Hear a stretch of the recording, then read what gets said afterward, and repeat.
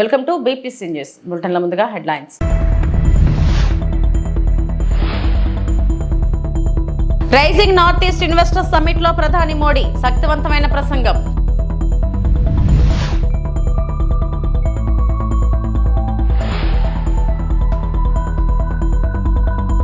Visakha steel plant లో భారీ అగ్ని ప్రమాదం.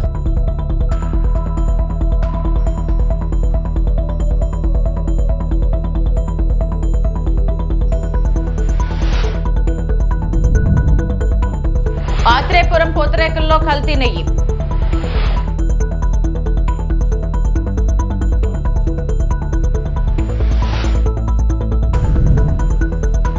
శ్రీవారిని శుక్రవారం ఉదయం పలువురు ప్రముఖులు దర్శించుకున్నారు.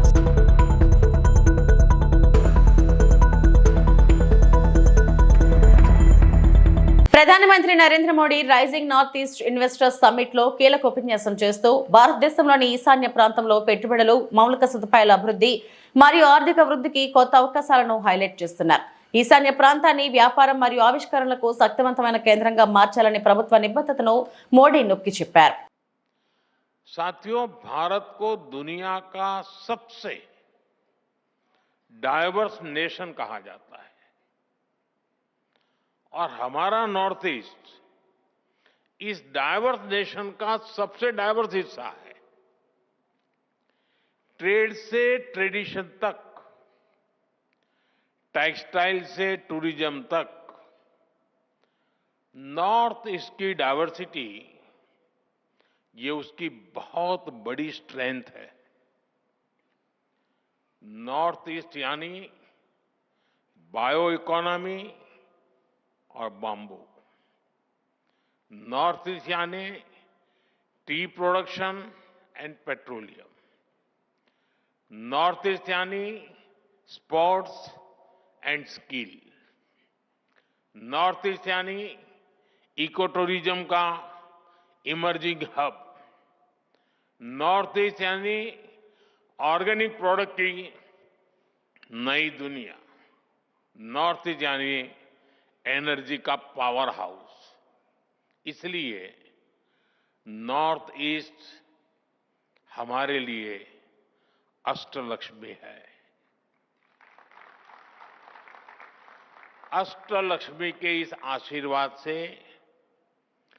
नॉर्थ ईस्ट का हर राज्य कह रहा है, हम निवेश के लिए तैयार है, हम नेतृत्व के लिए तैयार है.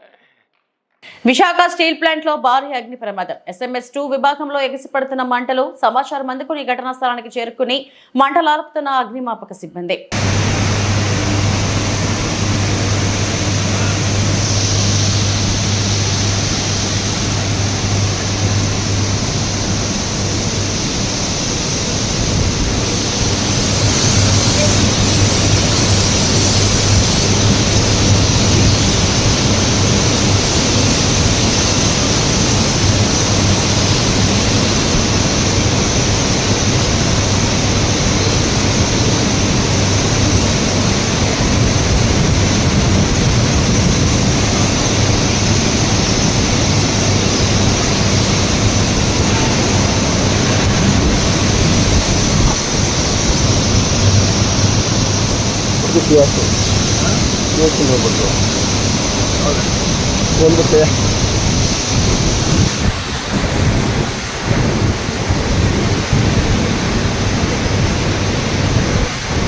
డాక్టర్ బిఆర్ అంబేద్కర్ కోనసీమ జిల్లా కొత్తపేట నియోజకవర్గం పూతరేకుల తయారీలో కల్తీ నెయ్యి స్థానికుల ఫిర్యాదుతో పట్టుకున్న రెవెన్యూ అధికారులు. ఆత్రేయపురం పేరు చెప్పగానే మొదటగా గుర్తొచ్చేది పూతరేకులు. అటువంటి పూతరేకుల్లో నెయ్యికి బదులుగా కల్తీ నెయ్యి వాడుతున్నట్లు ఫిర్యాదులు అందడంతో గతంలో ఆహార భద్రతా అధికారులు దాడులు చేసి సుమారు 400 కేజీల కల్తీ నెయ్యి పట్టుకోవడం జరిగింది. ఈ రోజు ఉదయం Atreyapuram Lakshmi dry fruit shop లో కల్తీ నెయ్యి ఉన్నట్టు స్థానికులు రెవెన్యూ అధికారులకు ఫిర్యాదు చేయడంతో వారు దాడి చేసి సుమారు 80 కేజీల కల్తీ నెయ్యి పట్టుకుని ఫుడ్ సేఫ్టీ అధికారులకు సమాచారం అందించారు. ఇప్పటికైనా అధికారులు కఠిన చర్యలు తీసుకుని ప్రజల ఆరోగ్యాన్ని దృష్టిలో పెట్టుకుని పూతరేకుల తయారీలో కల్తీ నెయ్యి అరికట్టాలని స్థానికులు కోరుతున్నారు.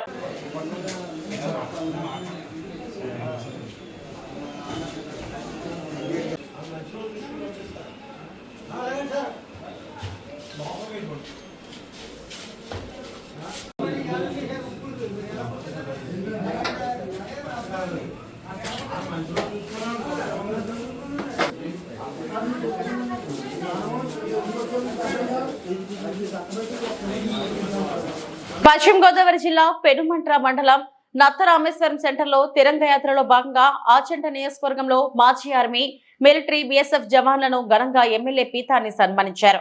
ఈ సందర్భంగా ఉగ్రవాదులకు పాకిస్తాన్ కు ఆపరేషన్ సింధూర్ ద్వారా గుణపాఠం చెప్పిన భారత త్రివిధ దళాలకు అమర జవాన్లకు మద్దతుగా ర్యాలీ నత్తరామేశ్వరం సెంటర్ నుండి కోడేరు వరకు 30 జెండాలతో బైక్ ర్యాలీ నిర్వహించారు. మాజీ మంత్రి ఎమ్మెల్యే పీతాని మార్టెర్ సెంటర్ లో జాతీయ జెండాను ఆవిష్కరించి వందనం తెలియజేశారు. ఈ కార్యక్రమంలో పెద్ద ఎత్తున టీడీపీ శ్రేణులు, కూటమి నాయకులు, కార్యకర్తలు, అభిమానులు పాల్గొన్నారు. తీవ్రవాదుల యొక్క దమనకాడుతోటి జరిగిన హత్యా రాజకీయాలకి పాకిస్తాన్ యొక్క తీవ్రవాదుల దండతోటి, ప్రభుత్వం యొక్క అండదండతోటి జరిగిన యొక్క మారణ హోమం, హిందువుల మీద జరిగిన మారణ హోమాన్ని తీవ్రంగా ఖండిస్తూనే ఈనాడు భారతదేశం శాంతిని నెలకొల్పాలని చేసిన ప్రయత్నంలో పాకిస్తాన్ దేశం తీవ్రవాదులకు అండగా నిలిచిందని తెలిసిన తర్వాత తీవ్రవాదులకి దహన కార్యక్రమాలు కూడా ప్రభుత్వ అధికారులు కూడా పాల్గొనడం వల్ల దీనికి తీవ్రవాదుల యొక్క మారణ హోమ కార్యక్రమాన్ని కూడా పాకిస్తాన్ ప్రభుత్వం అండగా ఉందనే ఆలోచనతో జరిగిన ఒక ప్రతిఘటన, సింధూర్ యొక్క ప్రతిఘటన. తీవ్రవాది స్థావరాలు, ట్రైనింగ్ సెంటర్స్ ఏదైతున్నాయో ఒక రాత్రి భారత త్రిదళాలని కూడా కలిసి ప్రభుత్వం తీసుకున్న నిర్ణయానికి అనుగుణంగా 9 స్థావరాలు 30 నిమిషాల్లో టార్గెటెడ్ స్థావరాలను కూడా భూస్థాపితం చేసిన భారత సైనికులకి ప్రత్యేక అభినందనలు, జోహార్లు కూడా అర్పిస్తూ ఉన్నాం. ఈనాడు ఈ చర్యకు కారణం ఈనాటి ప్రభుత్వం, మోడీ ప్రభుత్వం చేసిన ఒక ఎప్పటి నుంచో శాంతి భారతదేశం యొక్క ఆలోచన అంతా కూడా శాంతి. తీవ్రవాదులని తెలిసినప్పుడు కూడా తీవ్రవాదులను కంట్రోల్ చేయాలని ప్రయత్నం చేసింది భారతదేశం. కానీ పాకిస్తాన్ దాని యొక్క దుశ్చర్య కాశ్మీర్ తన రాజ్యం అని, కాశ్మీర్ రాష్ట్రం మా పాకిస్తాన్లో భాగమని ఆలోచన చేసి తీవ్రవాదుల్ని భారతదేశంలో అశాంతికి నెలకొల్పిన సందర్భంగా మరి సింధూర్ యొక్క యాత్రలో ప్రధానంగా వారు చేసే ఒక దుశ్చర్యకి ప్రతిబింబంగా అంబేద్కర్ కోనసీమ జిల్లా కొత్తపేట నియోజకవర్గం కోనసీమ తిరుమలగా 7 శనివారాలు వెంకన్నగా ప్రసిద్ధి చెందిన ఆత్రేయపురం మండలం వాడపల్లి శ్రీ వెంకటేశ్వర స్వామి వారి ఆలయ అభివృద్ధిపై రాష్ట్ర ప్రభుత్వం ప్రత్యేక దృష్టి పెట్టిందని, త్వరలోనే ఆలయ అభివృద్ధికి మాస్టర్ ప్లాన్ సిద్ధం చేస్తామని రాష్ట్ర వ్యవసాయ శాఖ మంత్రి, అంబేద్కర్ కోనసీమ జిల్లా ఇన్ఛార్జ్ మంత్రి కింజరాపు అచ్చెన్నాయుడు తెలిపారు. గురువారం జిల్లా పర్యటనకు వచ్చిన ఆయనకు రావులపాలెం టీడీపీ క్యాంప్ కార్యాలయం వద్ద కొత్తపేట ఎమ్మెల్యే బండారు సత్యానందరావు పార్టీ నాయకులతో కలిసి ఘన స్వాగతం పలికారు. అనంతరం మంత్రి అచ్చెన్నాయుడు ఎమ్మెల్యే సత్యానందరావుతో కలిసి వాడపల్లి వెంకటేశ్వర స్వామి వారిని దర్శించుకున్నారు.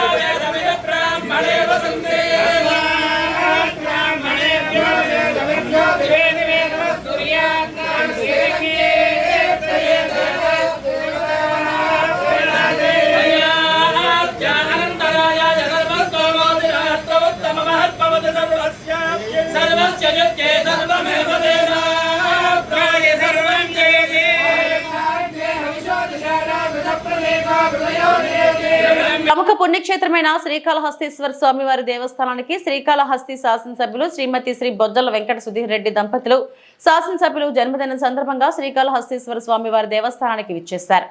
వారిని దేవస్థానం డిప్యూటీ ఈవో ఎన్ఆర్ కృష్ణారెడ్డి మరియు దేవస్థానం ప్రధాన అర్చకులు స్వాగతం పలికి శ్రీ జ్ఞాన ప్రసూనాంబ సమేత శ్రీకాళహస్తీశ్వర స్వామివారి ప్రత్యేక దర్శనం చేయించారు. అనంతరం శ్రీ మేధా గురుదక్షిణామూర్తి సన్నిధానం వద్ద శ్రీకాళహస్తి నియోజకవర్గం శాసనసభ్యులు శ్రీమతి శ్రీ బొజ్జల వెంకట సుధీర్ రెడ్డి దంపతులను శేషవస్త్రంతో సత్కరించి శ్రీ జ్ఞాన ప్రసూనాంబ సమేత శ్రీకాళహస్తీశ్వర స్వామివారి చిత్రపటాన్ని అందజేశారు. వేద పండితులు వేద మంత్రాలతో ప్రత్యేకంగా ఆశీర్వదించారు.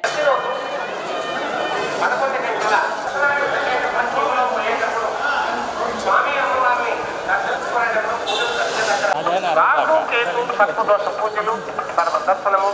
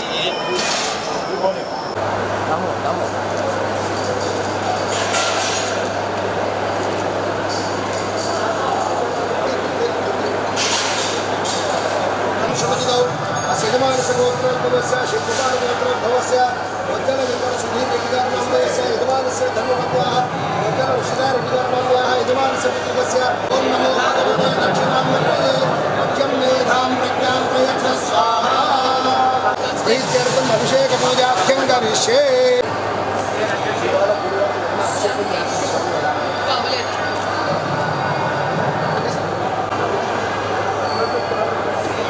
ఓం గురవే సర్వలోకానాం హృదయే సర్వ విద్యానాం దక్షిణామూర్తయే నమః. గురు దక్షిణామూర్తి స్వామినః సిద్ధిరస్తు.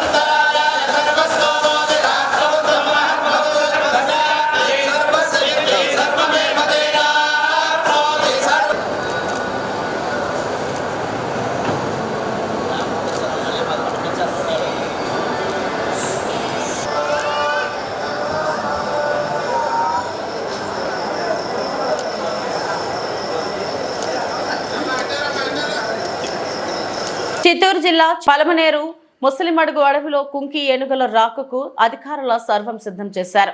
నేడు కర్ణాటకలో అట్టహాసంగా జరిగిన కుంకి ఏనుగుల అధికారికంగా అప్పగింత కార్యక్రమంలో రాష్ట్ర డిప్యూటీ సీఎం పవన్ కళ్యాణ్ తదితర అధికారులు పాల్గొన్న సంగతి విదితమే. వారి ఆదేశాల మేరకు ప్రస్తుతానికి 4 కుంకి ఏనుగులను పలమనేరు ముసలిమడుగు ప్రాంతానికి తరలిస్తున్నారు. దీనికి సంబంధించి ఏనుగులు ఎండ వానలకు తట్టుకుని ఉండడానికి భారీ షెడ్లు ఏర్పాటు చేశారు.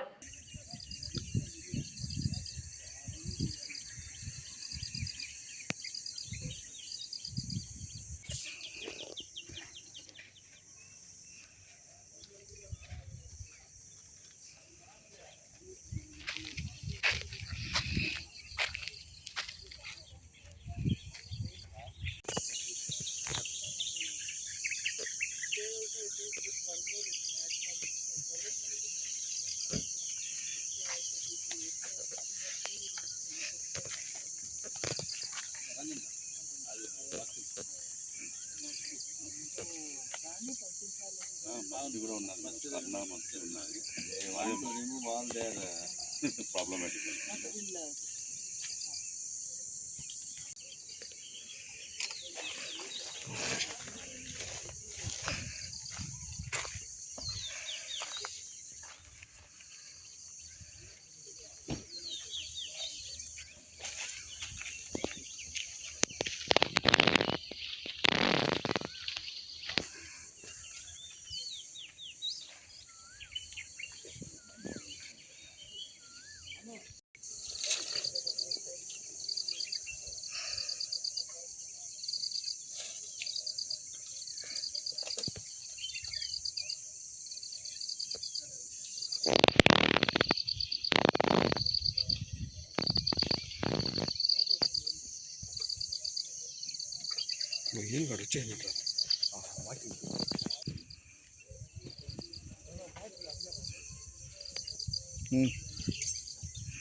ప్రసిద్ధి చెందిన కుప్పం తిరుపతి గంగమ్మ అమ్మవారికి లక్షల ఆదాయం లభించింది. అమ్మవారి జాతర ముగియడంతో దేవాదాయ శాఖ అసిస్టెంట్ కమిషనర్ చిట్టమ్మ, ఆలయ ఈవో కమలాకర్ల నేతృత్వంలో ఆలయ ప్రాంగణంలో పోలీస్ బందోబస్తు నడుమ అమ్మవారి హుండీ లెక్కింపు కార్యక్రమం నిర్వహించారు. అమ్మవారికి 40,24,110 రూపాయలు ఆదాయం వచ్చింది. 95 గ్రాముల బంగారం, 626 గ్రాముల వెండిని భక్తులు కానుకలుగా సమర్పించారు. కార్యక్రమంలో ఆలయ కమిటీ చైర్మన్ రవిచంద్ర, ఆలయ కమిటీ సభ్యులు చంద్రబాబు, వ్యక్తిగత కార్యదర్శి మనోహర్, గోపీనాథ్ తదితరులు పాల్గొన్నారు.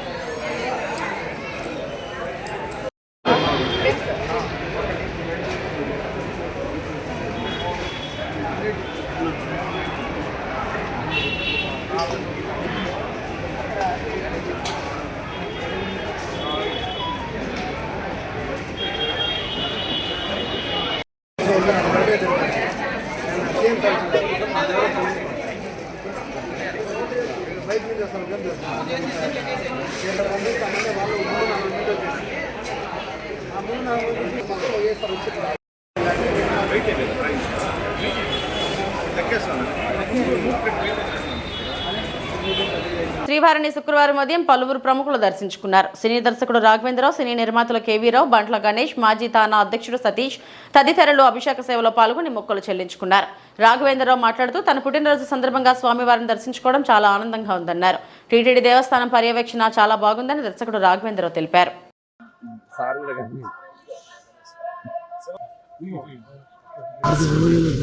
చాలా అదృష్టమైన స్వామివారి అభిషేకం చూశాను.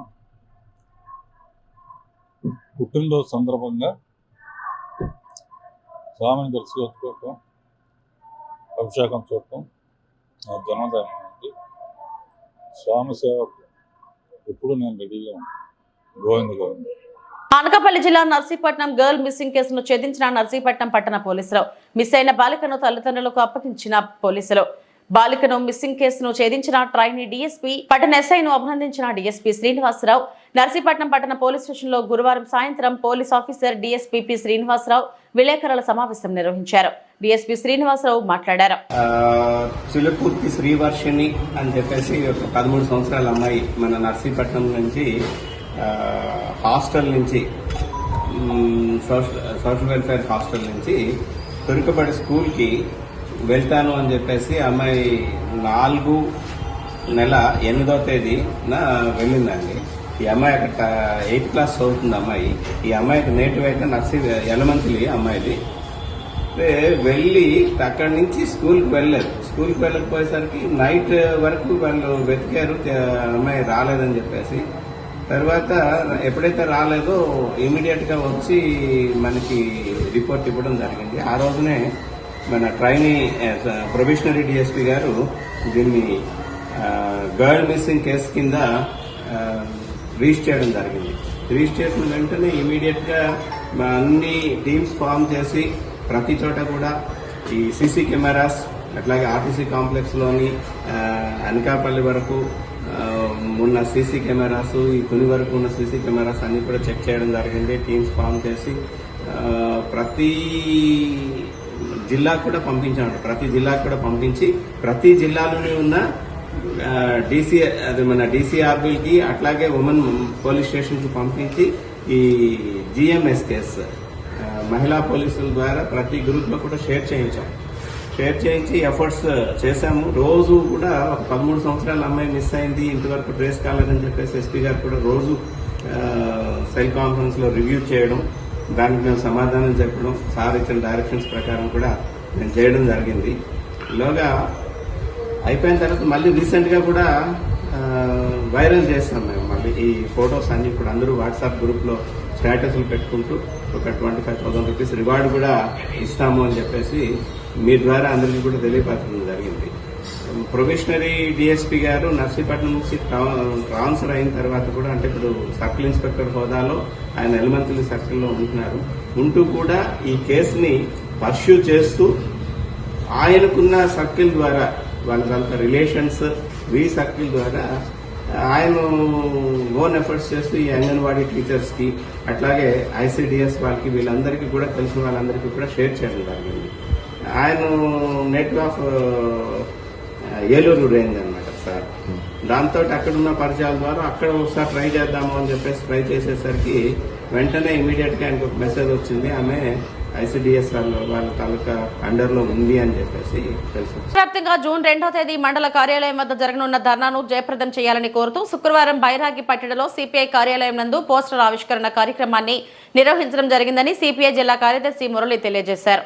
ఈ సందర్భంగా ఆయన మాట్లాడుతూ అర్బన్ ప్రాంతాల్లో 2 సెంట్లు, రూరల్ ప్రాంతాల్లో 3 సెంట్లు ఇంటి స్థలాలు ఇవ్వాలని కోరుతూ ధర్నా చేయడం జరుగుతుందన్నారు. పేదలకు న్యాయం జరిగేంత వరకు పోరాటం కొనసాగుతూ ఉంటుందన్నారు. ప్రభుత్వం హామీలు అమలు చేయాలని, అర్హులైన పేదవారికి ఇంటి స్థలాలు ఇవ్వాలని డిమాండ్ చేశారు. కార్యక్రమంలో సిపిఐ నాయకులు పాల్గొన్నారు.